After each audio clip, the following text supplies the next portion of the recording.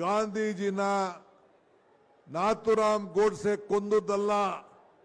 ನೀವೆಲ್ಲ ಬಿಜೆಪಿಯವರು ಸೇರಿ NDA ಅವರು ಸೇರಿ ಇವತ್ತು ಅವರನ್ನ ಕೊಲ್ತಾ ಇದ್ದೀರಿ.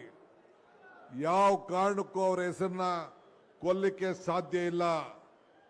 ಹಳ್ಳಿಗಳ ಉದ್ಧಾರದ ಯೋಜನೆ ನರೇಗಾ. ಬಿಜೆಪಿ ಅದಕ್ಕೆ ಒಂದು ರೋಗವನ್ನು ತಂದು ಕೊಡ್ತಾ ಇದ್ದೀರಿ ಹಳ್ಳಿಗಳಿಗೆ. ಗಾಂಧೀಜಿಯವರ ದ್ವೇಷದಿಂದ ನೀವು ಕಾಣ್ತಾ ಇದ್ದೀರಿ. ಅದಕ್ಕೆ ನಮಗೆ ನಿಮ್ಮ ಕಾಯ್ದೆ ಬೇಡ.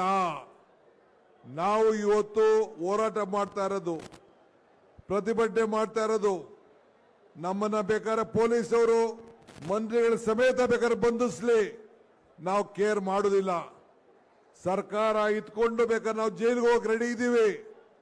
ನಾವು ಈ ನರೇಗಾನ ವಾಪಸ್ಸು ಹೆಂಗೆ ರೈತರು ಹೋರಾಟ ಮಾಡಿ ವಾಪಸ್ಸು ಕೇಂದ್ರ ಸರ್ಕಾರ ವಾಪಸ್ ತರ್ತು, ಆ ರೀತಿ ನಾವು ಈ ಹೋರಾಟವನ್ನು ನಾವು ಮುಂದುವರಿಸುವಂತ ಕೆಲಸವನ್ನು ನಾವು ಮಾಡ್ತೇವೆ.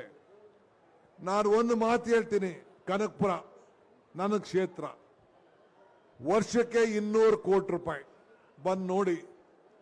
ದೇಶದ ನಂಬರ್ 1 ತಾಲೂಕು ಅಂತೇಳಿ ಸೆಂಟ್ರಲ್ ಗೌರ್ಮೆಂಟ್ ಇನ್ವೆಸ್ಟಿಗೇಷನ್ ಮಾಡಿದ್ರು. ಏನೋ DK ಹೊಡೆದ್ಬಿಟ್ಟವ್ರೆ ದುಡ್ಡು ಅಂತ ಪ್ರೈಸ್ ಕೊಟ್ರು.